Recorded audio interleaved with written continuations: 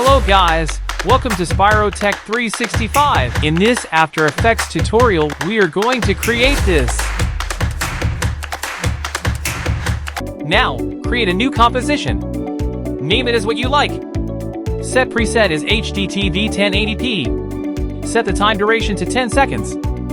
Follow the steps with me till the end of this video.